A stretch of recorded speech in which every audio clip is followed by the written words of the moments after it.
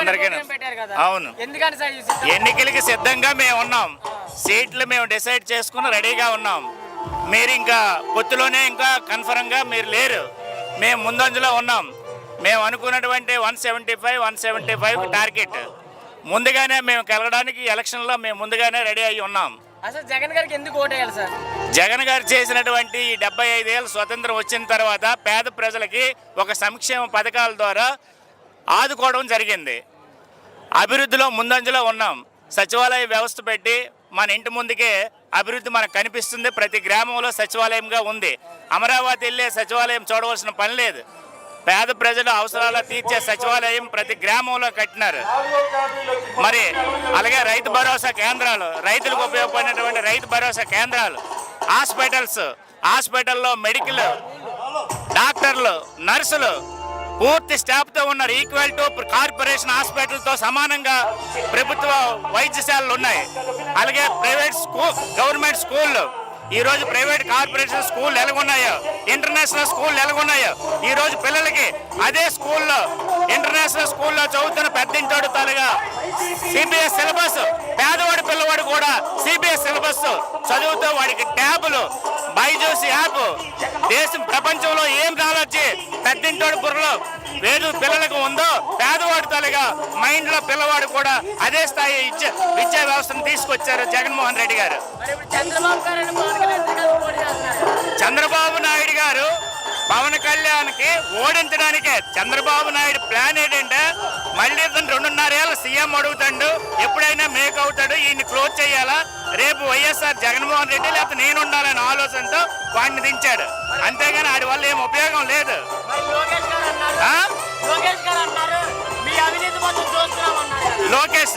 లోకేష్కి అవినీతి ఆలోచన తెలిసిన పరుడు ప్రజానికానికే తెలుసు.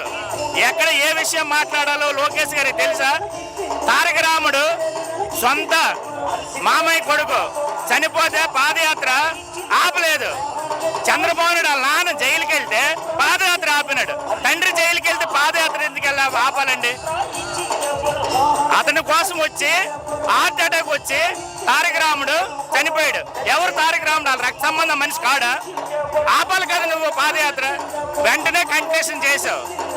జైలుకి వెళ్తే నీకు ఏసీ ఉంది, నీకు ఆరోగ్యం బాగాలేకపోతే డాక్టర్లు ఉన్నారు, ప్రజానీకులు నీకు చూసుకుంటారు కదా. చంద్రబాబు నాయుడికి ఏడు తక్కువ. నీకెవడో పాదయాత్ర ఆపి ఢిల్లీలో ఉండమన్నాడు. నువ్వు ప్రజల కోసం పనిచేసావా? నీకేంటి పూర్తి అవగాహన ఉంది? ఆలోచన చేయమని అంటాను.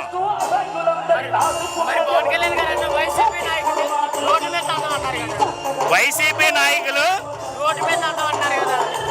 పవన్ కళ్యాణ్కి మాటగా నిలబడిన వ్యక్తి ఎవరైనా ఉన్నారంటే రాజకీయ నాయకులు పవన్ కళ్యాణ్. హైదరాబాద్ నుండి వచ్చాడంటే వాడికి కార్యకర్త, వైసీపీ లీడరు, ఫ్లైట్ టికెట్లు, హోటలు, భోజనం అన్నీ చూసుకుంటే బయలుదేరుతాడు. అలాంటిది అతనికి ఒక ప్యాకేజ్ ఇచ్చేశారు. ఆ ప్యాకేజ్ ప్రకారం నువ్వు పని చేసుకొని చంద్రబాబు నాయుడు చెప్పేశాడు. ఎలక్షన్ అయిన తర్వాత మరొన్నాడు. ఆల్రెడీ ఒక 6, 7, 8 సినిమాలు రెడీగా ఉన్నాయి. ఈ పని డ్యూటీ దిగిపోతే ఆ డ్యూటీకి వెళ్ళిపోతాడు. ప్రజల కోసం కష్టపడాలంటే రాత్రి పగలు ఎంత దూరమైనా నడాలా, అంత రాత్రి అప్పుడైనా రావాలా. ఏ రోజైనా ఎక్కడికైనా నువ్వు ప్రజల కోసం మాట్లాడేవా? ప్రశ్నించే నాయకుడు అంటున్నావు. ఎవరి కోసం ప్రశ్నిస్తున్నావు? ఎక్కడ ప్రశ్నిస్తున్నావు? ప్రశ్నించే నాయకుడు అయితే చంద్రబాబు నాయుడుతో ఎందుకు పొత్తుండాలా? ఎవడైనా ఉంటాడా? ప్రశ్నించే నాయకుడే దమ్ము ఉండాలా. దమ్ము ఉండాలంటే ఏంటి ఉండాలి? అడిగి ఎవడు సపోర్ట్ అక్కర్లేదు, ప్రజలు ఉండాలా. అది ఒక్క జగన్మోహన్ రెడ్డికే ఉంది. పేదవాడు, ముస్లింలు, ముసలోళ్ళు, క్రిస్టియన్లు అందరూ కూడా ఈ రాష్ట్రంలో 45% ఓటు బ్యాంకు సాలిడ్గా పడింది ఉంది. నాయకులు, కార్యకర్తలు, అభివృద్ధి చెందిన వాళ్ళు, అకౌంట్లో వేసిన వాళ్ళు కూడా 2 కోట్ల జనాభా ఈ రాష్ట్రంలో జగన్మోహన్ రెడ్డి వెంట ఉన్నారు. ఆషామాష్ కాదు. ఎందుకు 175 సీట్లు గెలుస్తామని అంటే ఇదే ఆలోచనతో అతను ఉన్నాడు. పేదవాడి గుంటల్లో నేను రెడీగా ఉన్నాను, నేను ఇంకేం 2 ఏళ్ళ కరోనాతో ఏం చేయలేకపోయాడు. 3 ఏళ్ళలోనే దేశ చరిత్రలో ఆంధ్రప్రదేశ్ని ముందంజలో ఉంచాడు. ఈరోజు మనం ఏ పథకం చూసుకున్నా పేదవాడికి చాలా ఉపయోగపడుతుంది. గడిచిన ప్రభుత్వాలు ఆలోచించాయా పేదవాడి కోసం? ఏ రోజు కూడా ఆలోచించలేదు. జన్మభూమి కమిటీ చెప్పి పెట్టాడు వాడు. మనోడు ఏం పెట్టాడు, వాలంటీర్ని పెట్టాడు. 50 ఇళ్ళకి ఏ ఇబ్బంది లేకుండా అన్ని పథకాలు చేరాలని చెప్పి 50 ఇళ్ళకి ఒక వాలంటీర్ని పెట్టాడు. అతనేంటి పెట్టాడు, జన్మభూమి లీడర్లను పెట్టాడు.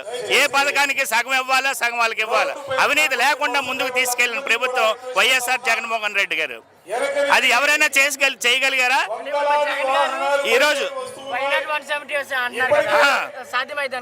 సాధ్యం అవుతుంది. దానికి సరైనటువంటి లీడర్లు సత్తా పోటీలు పడుతున్న ప్రతి నియోజకవర్గం 4 నుంచి 5 వరకు ఎమ్మెల్యే క్యాండిడేట్లు వైసీపీలో ఉన్నారు. వాళ్ళకి టికెట్లే లేవు, ఖాళీగా ఉన్నాయి.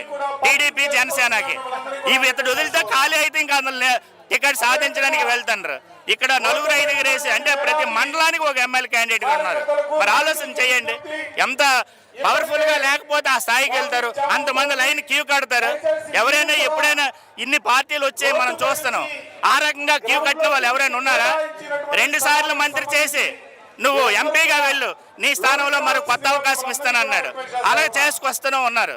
ఎవరైనా అతని కోసం అవినీతి చెప్పగలుగుతారా? ఆ ఎమ్మెల్యే కానీ మంత్రి కానీ.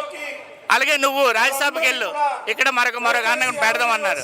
అతని వల్ల మరొక ఉద్దేశం కాదు, మరొక స్థాయిగా ఆయన్ని ముందు పెంచి అక్కడున్న ఒక కొత్త లీడర్ని తయారు చేయగలుగుతున్నారు.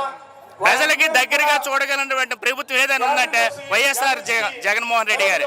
అందుకే ఈరోజు సిద్ధం అనే ఆలోచనతో ఎన్నికలకి ఈ రోజు నుండి ప్రారంభం జరిగింది. 175 గెలాలంటే ఈ రోజు నుండే ప్రజల్లో స్పీడ్ ఉంటాం. జై జగన్. కేకోటపాడు మండలం, సౌడవాడ గ్రామం, అనకాపల్లి జిల్లా. మన జగన్ అన్నని మళ్ళీ కూడా ముఖ్యమంత్రిని చూడాలని వచ్చాం.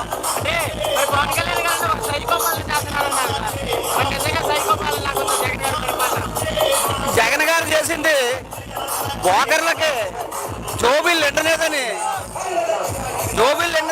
అంటే తప్ప జగన్ నేరుగా 1 రూపాయి కూడా ఎవరికి కూడా అక్రమంగా పోకుండా నేరుగా మన అకౌంట్లోకి వేసి నేరుగా అతని అకౌంట్లో తీసుకుంటాడు. కాబట్టి అందరికీ కోపం తప్ప జగన్ చేసిన పరిపాలన మటుకి చాలా బాగా ఉంది. సచివాలయాలు కానీ స్కూళ్ళు కానీ అన్ని విధాలుగా మంచి రకంగా అభివృద్ధి చేశాడు. బాబు టైంలోనే ఒళ్ళు మాట్లాడారు తప్ప ఒక పని కూడా చేయలేదు అని జగన్ బాబుని మళ్ళీ సీఎంగా చేయాలనేసి మళ్ళీ కోరుకుంటున్నాను. తినిలోళ్ళు ఉండలేక మళ్ళీ తినేద్దామని మళ్ళీ బయలుదేరారు. అందుకని వాకర్లకి డబ్బు దొరకలేదనేసి మళ్ళీ చూస్తున్నారు తప్ప వాళ్ళ యాత్రలు పడతారు, జోబులు నింపుకోవాలనేసి వాళ్ళ యాత్రలు పడుతున్నారు. ఈసారి 140కి తక్కువ, ఎట్టి పరిస్థితుల్లో తగ్గవో జగన్